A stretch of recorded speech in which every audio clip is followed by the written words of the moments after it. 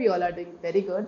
Today students, we are going to start a new chapter of class 8, which is chapter number 15 about light. Okay, let's start the chapter.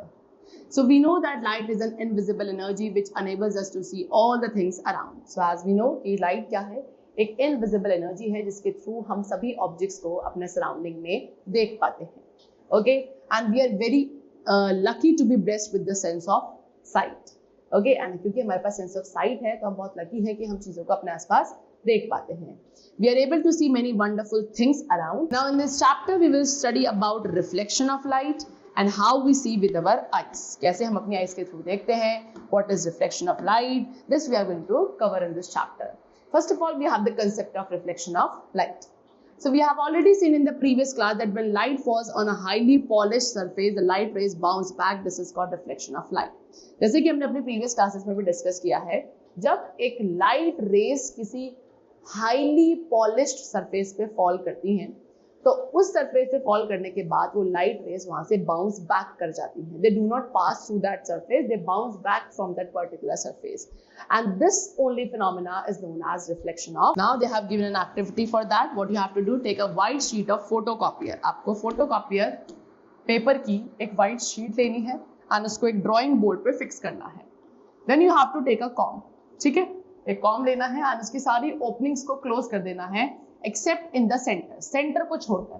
ठीक है, बाकी सारी openings को आप close कर दोगे एक ब्लैक चार्ट पेपर का यूज करके.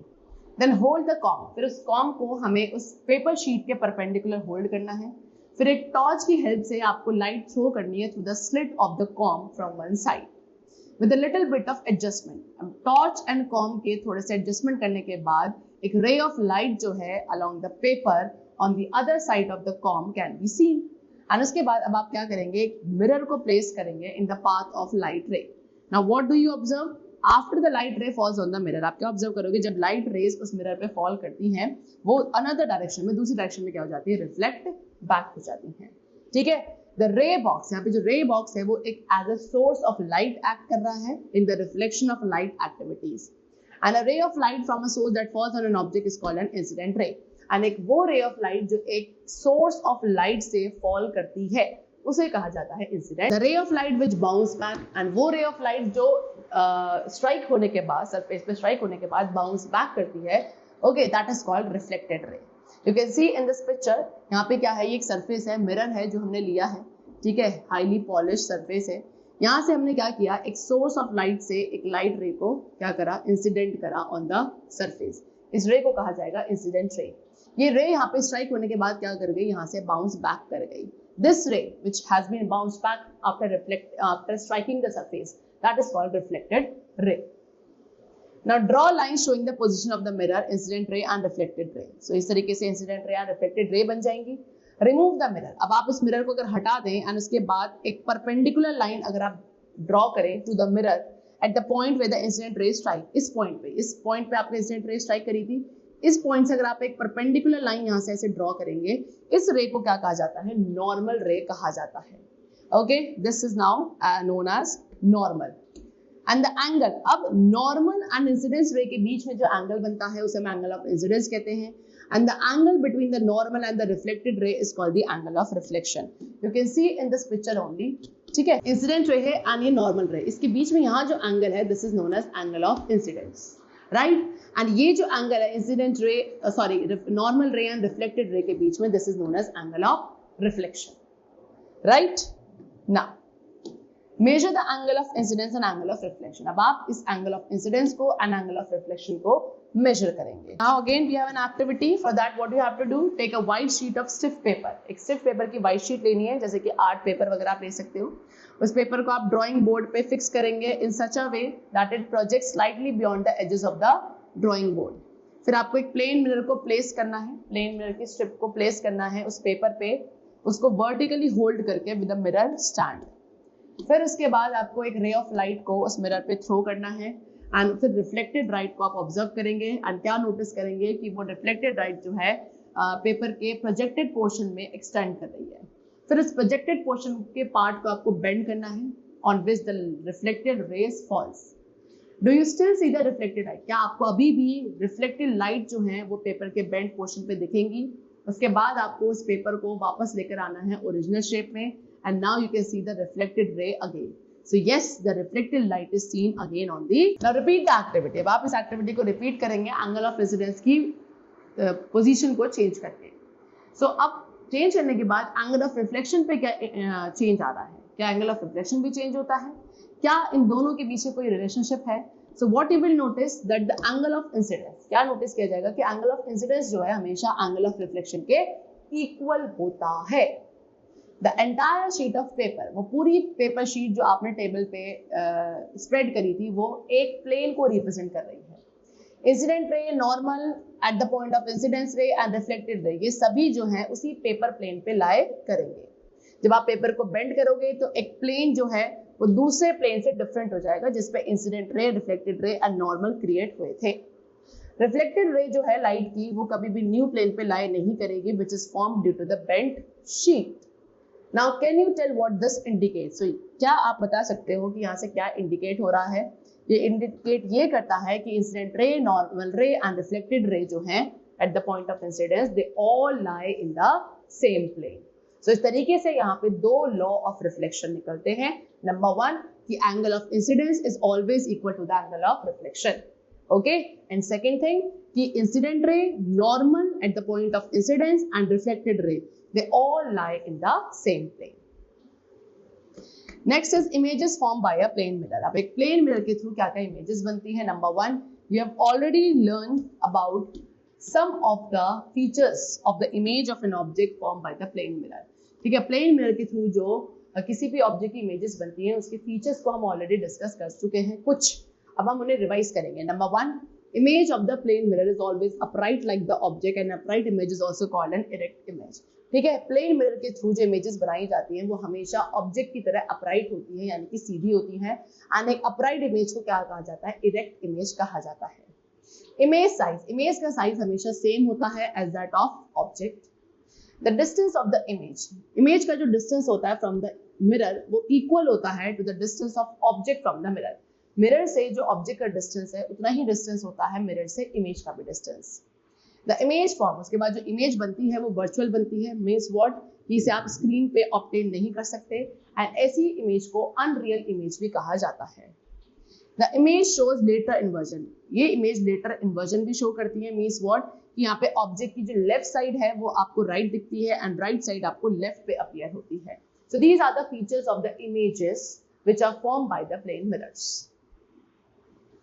Now ray diagram for the formation of image by a plane mirror. अब plane mirror के थ्रू जो images बनती है उसके लिए ray diagram यहाँ पे है.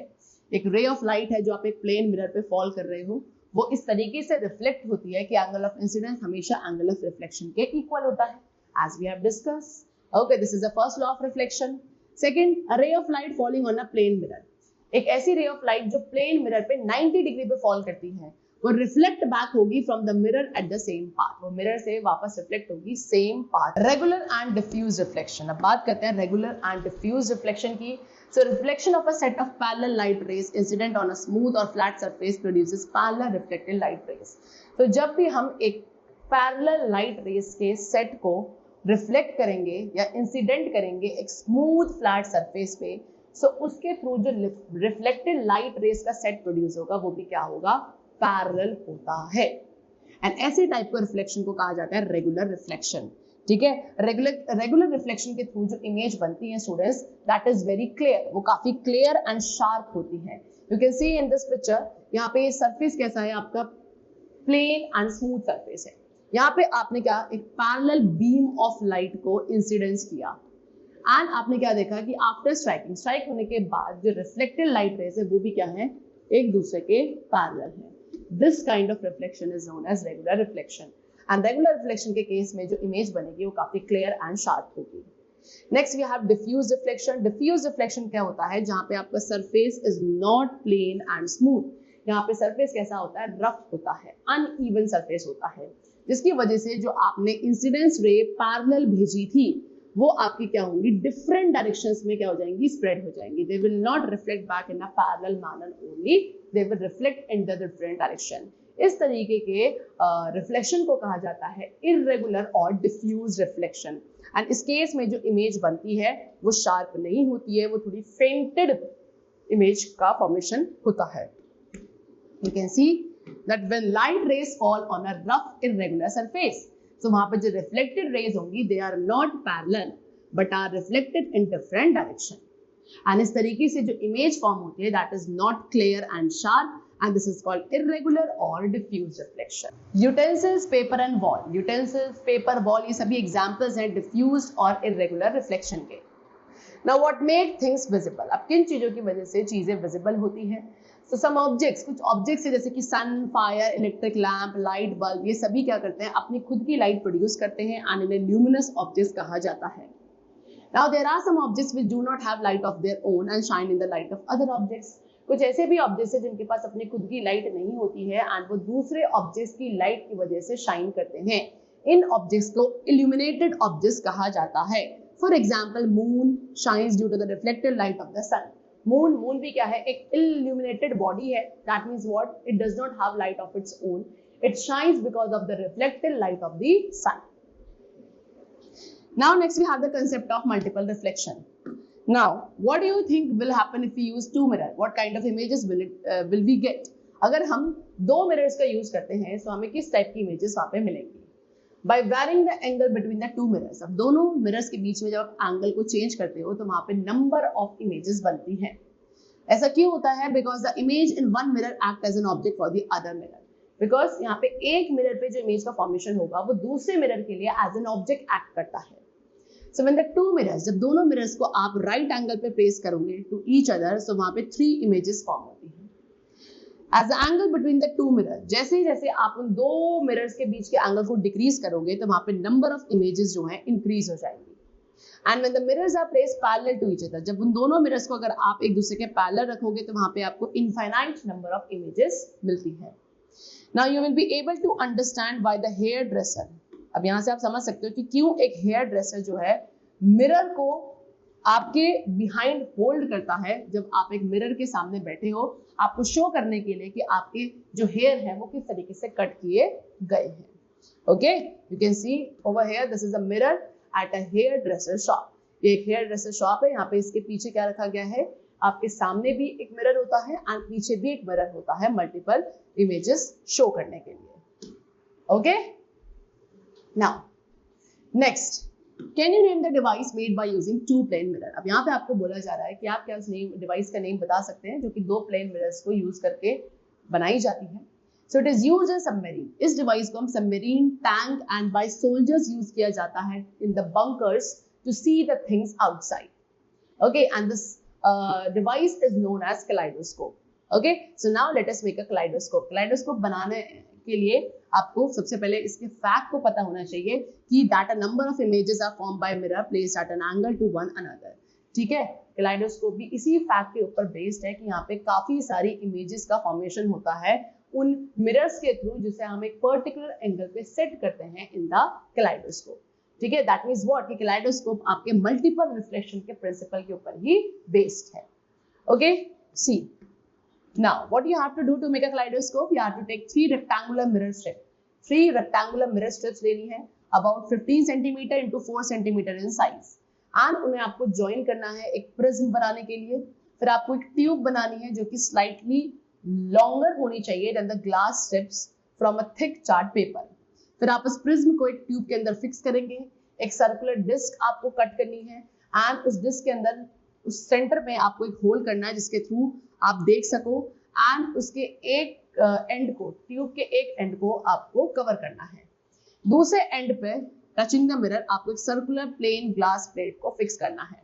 उसके बाद सेवरल पीसेस, काफी सारे पीसेस ब्रोकन ग्लास बैंगल्स के आपको इस ग्लास प्लेट के अंदर फिक्स करने हैं.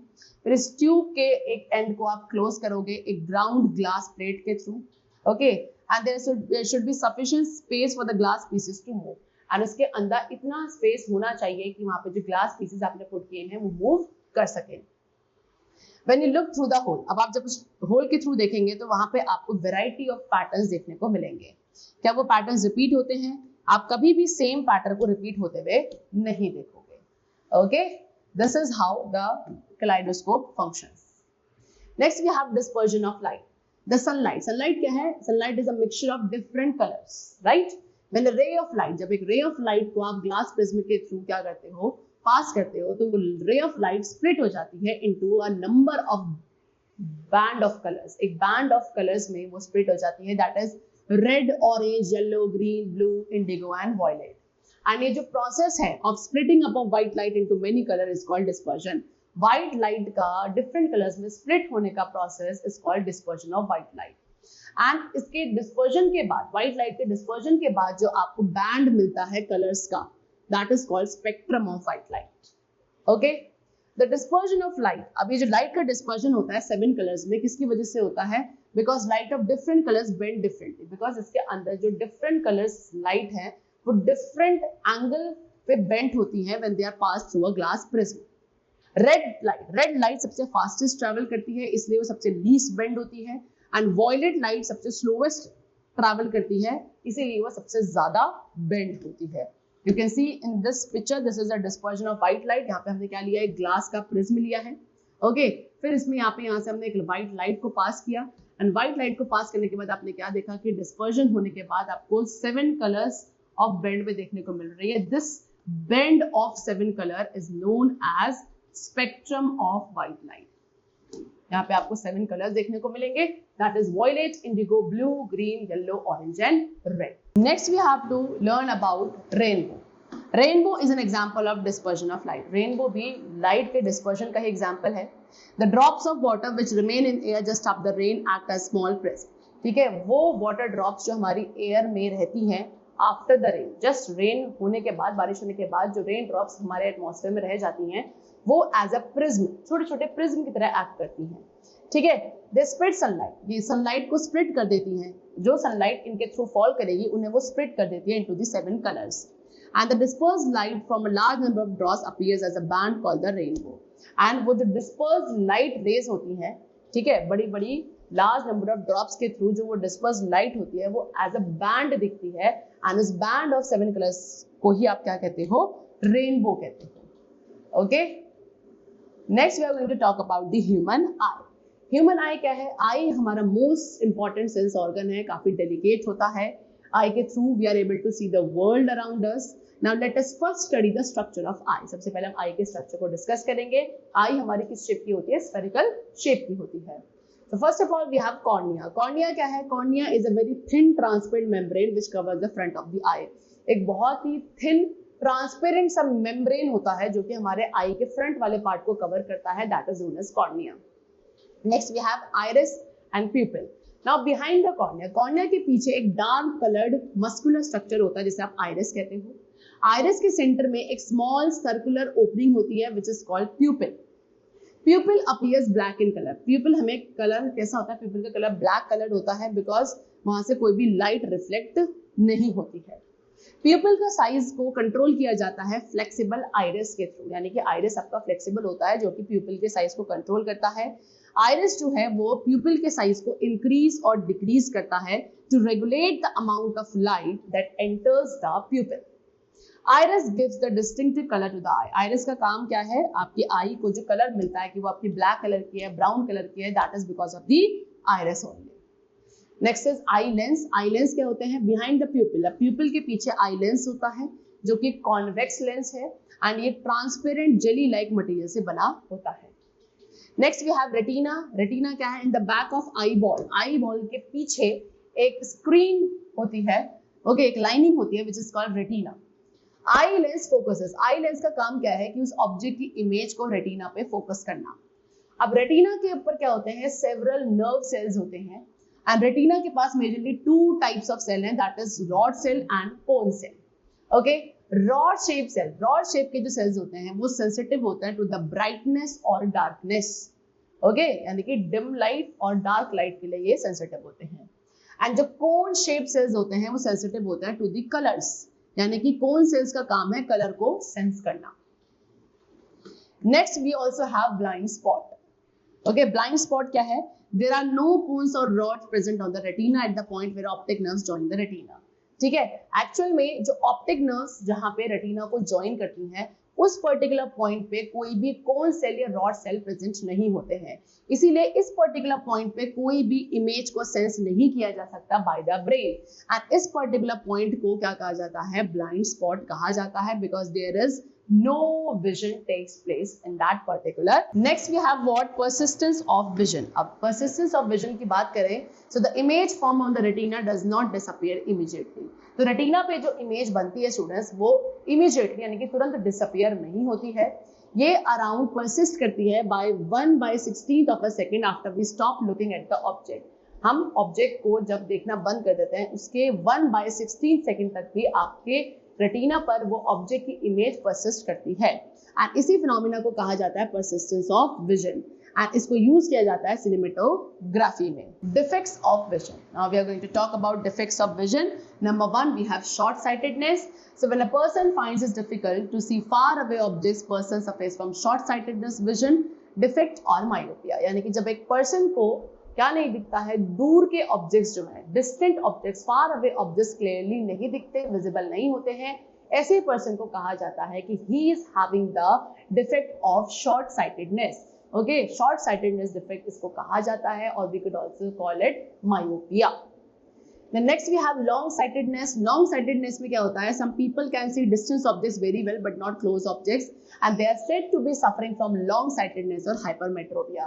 अब ये बिल्कुल ऑपोजिट होता है, रिवर्स होता है ऑफ मायोपिया, यानी कि वो लोग जिनको नियर बाय ऑब्जेक्ट्स क्लियरली नहीं दिखते, डिस्टेंस ऑब्जेक्ट्स काफी क्लियरली दिखते हैं, ऐसे पर्सन को कहा जाता है that he is suffering from long sightedness और फार साइटेडनेस, और we could also say that they are suffering from hypermetropia. Okay, next we have cataract. Okay, in old age. अब cataract एक ऐसी डिफेक्ट ऑफ विजन है जो कि usually old age में होता है. यहाँ पे ओल्ड एज में जो हमारी आईसेट है वो कैसी हो जाती है? फॉगी हो जाती है, यानी कि धुंधली हो जाती है. ठीक है, and this is because, and ऐसा क्यों होता है? बिकॉज यहाँ पे लेंस जो है वो कैसे हो जाते हैं? दे बिकम क्लाउडी, एंड इस डिफेक्ट को कहा जाता है कैटरेक्ट. ठीक है, द ओपेक लेंस. फिर यहाँ पे ओपेक लेंस को रिमूव किया जाता है एक सिंपल माइनर सर्जरी के थ्रू, एंड एक आर्टिफिशियल लेंस को इंसर्ट किया जाता है in place of that. Next is colour blindness. Some people are colour blind. कुछ लोग होते हैं जो कलर ब्लाइंड होते हैं, ये सर्टेन कलर्स के बीच में डिस्टिंग्विश नहीं किए जाते हैं, एंड ये एक इनहेरिटेड डिफेक्ट होता है. Okay, next the topic we have is care of the eyes. Eyes are very sensitive and delicate. As we all know, eyes काफी sensitive and delicate होती है, ये काफी important and necessary होती है. So it is necessary that we should take proper care of our eyes. Have a regular eye checkup from an eye specialist. ठीक है, eye specialist से एक regular eye checkup हमें करवाना चाहिए for taking care of our. Now there are some measures which they have given you for the care of your eyes. Number 1, use spectacles if advised. अगर आपको specs के लिए advice किया गया है, so you should use that. Secondly, protect eyes from the glare of the sun and also from dust. sun की glare से, dust से हमें अपने eyes को protect करना चाहिए. Do not look at the sun or powerful light directly. ठीक है, sun के towards या powerful light के towards directly नहीं दिखना चाहिए, because इससे हमारा जो retina है it could injured. Do not read in dim light. Dim light में या moving vehicle में या when you are lying down, आप जब लेटे हुए हो तब भी आपको क्या read नहीं करना चाहिए, because इससे हमारी eyes पे strain आता है. Then wash your eyes. आपको अपनी eyes को frequently wash करना चाहिए by splashing clean and cold water. Okay, whenever your eyes feel strained. You should not rub your eyes. कभी भी हम अपनी eyes को rub नहीं करना चाहिए. हमें television नहीं देखना चाहिए for long hours. Okay. Always read at the normal distance for vision. Okay, vision के लिए जो normal distance होता है आपको वहीं से पढ़ना चाहिए, that is 25 to 30 centimetre. and book को कभी भी बहुत ज़्यादा close या बहुत ज़्यादा distance पे रखकर हमें कभी भी reading नहीं करनी चाहिए. Take a diet rich in vitamin A. एक ऐसी डाइट आपको लेनी चाहिए जो vitamin A में rich होती है, because vitamin A की deficiency से night blindness हो सकता है. ओके, एंड एक ऐसा पर्सन जो नाइट ब्लाइंडनेस से सफर करता है, वो डिम लाइट में या नाइट में क्या नहीं कर सकता? ऑब्जेक्ट्स को क्लियरली नहीं देख पाता है. Okay, now food rich in vitamin ए. अब कौन कौन से फूड हैं जो कि विटामिन ए में रिच होते हैं? जैसे कि वेजिटेबल्स, जितने भी वेजिटेबल्स हैं, लाइक रॉ कैरेट, ठीक है, broccoli, green vegetables like spinach, these are the items, food items which are rich in vitamin A. उसके अलावा milk and milk products like curd, cheese, butter, eggs, fruits such as mangoes and papayas, and cod liver oil. We should intake all these food items. Now visually challenged person can also read and write. अब visually challenged person भी क्या कर सकते हैं? They can also read and write. How? See, visually challenge people, actual में visually challenge people जो होता है, दे कैन नॉट सी, वो देख नहीं सकते. Okay, such people try to identify things by feeling and listening to sound carefully. यानी ऐसे लोग जो है चीजों को आइडेंटिफाई करते हैं, क्या करके, उन्हें फील करके या जो साउंड्स होती है उनको केयरफुली सुनकर. अ स्पेशल सिस्टम, अब इसके लिए हमारे पास एक स्पेशल सिस्टम होता है जिसको ब्रेली कहा जाता है. इसे यूज किया जाता है by the people for reading and writing. ऐसे लोग जो कि विजुअली चैलेंज होते हैं वो Braille system, which is a kind of special system, इसको यूज करते हैं for reading and writing. So Braille system को इन्वेंट किया गया था by Louis Braille. Okay, Louis Braille himself, यानी कि लुइस ब्रेली खुद एक विजुअली चैलेंज पर्सन थे एंड इस सिस्टम को अडॉप्ट किया गया इन 1932. ओके, ब्रेली सिस्टम के अंदर we use pattern of raised dot. ठीक है, रेज डॉट के पैटर्न को यूज किया जाता है लेटर्स एंड न्यूमरल्स को रिप्रेजेंट करने के लिए. ईच ब्रेली सेल, एक ब्रेली सेल, हर एक ब्रेली सेल जो है 6 डॉट्स का बना होता है, जिसे एक रेक्टेंगल में अरेंज किया जाता है of 2 columns of 3 dot. Okay, Braille system के अंदर 63 डॉट पैटर्न्स और कैरेक्टर्स होते हैं एंड हम काफी सारी इंडियन लैंग्वेजेस को रीड कर सकते हैं by using the Braille system. Okay, so this is totally meant for the visually challenged person only. This system is used. You can see in this picture, he is Louis Braille and these are the examples of dot patterns which are used in Braille system. Okay, now a visually challenged person, एक visually challenged person जो है वो क्या करता है, हर एक letter को recognise करता है. किस तरीके से? By the position of dot in each cell. हर एक सेल में डॉट्स की क्या पोजीशन है उसके थ्रू वो लेटर्स को रिकॉग्नाइज करता है. ब्रेली प्रिंटिंग, ब्रेली प्रिंटिंग को स्पेशल प्रेसेस में किया जाता है एंड आज के टाइम पे कंप्यूटर्स को भी इन प्रेसेस में हम यूज कर रहे हैं. नाउअडेज स्पेशल कीबोर्ड्स, आज के टाइम पे स्पेशल कीबोर्ड्स भी बनाए जा रहे हैं जो कि ब्रेली सिस्टम पे ही बेस्ड होते हैं एंड इसमें एम्बॉस्ड कैरेक्टर्स अवेलेबल होते हैं. Special scanners and printers are also available which are based on the Braille system. Okay, devices, अब कुछ devices है like talking calculator, audio dictionary, dictaphone, audio measuring devices, they are also very useful to the blind person. Now some animal facts, अब कुछ animal facts हैं. Day birds, जो day birds होती हैं like eagle and kites, इनके पास ज्यादा कोन cells होते हैं एंड रॉड सेल्स काफी फ्यू होते हैं compare to night birds like owl, जिनके पास large number of rod cells होते हैं एंड कोन सेल्स फ्यू होते हैं. इसीलिए owl has a large pupil. इसके अलावा आउल जो होता है, उल्लू जो होता है, उसका जो प्यूपल का साइज है वो भी काफी लार्ज होता है. Owl can see well during the night and not in the day and इसीलिए आउल जो है नाइट टाइम पे ज्यादा क्लियरली देख पाते हैं as compare to the day time. Crab, crab can look all around. Crab जो है वो अपने चारों तरफ देख सकते हैं. Rabbit and parrot, rabbit and parrot आपके behind them also they can see, वो अपने पीछे भी देख सकते हैं विदाउट टर्निंग देयर हेड. अपना हेड टर्न किए बिना भी रैबिट एंड पैरट जो है they can look behind them. Owl, owl आपके ओनली बर्ड्स हैं जो कि ब्लू कलर को देख सकती हैं, अदरवाइज बाकी सारे बर्ड्स जो हैं ब्लू कलर को नहीं देख सकती हैं. बटरफ्लाइज, बटरफ्लाइज के पास कंपाउंड आईज होती हैं, यानी कि एक ऐसी आई जिनमें काफी सारे लेंसेज होते हैं एंड इसीलिए बटरफ्लाइज जो है डिफरेंट डायरेक्शंस में देख सकती हैं at the same time. Crocodiles, crocodiles are blind in water. Crocodiles water के अंदर ब्लाइंड होते हैं but they can see on land, ये लैंड पे देख सकते हैं. कैमेलियन, कैमेलियन जो है वो डिफरेंट डायरेक्शंस में देख सकते हैं at the same time. So these were the amazing facts about some animals based on their eyes or vision.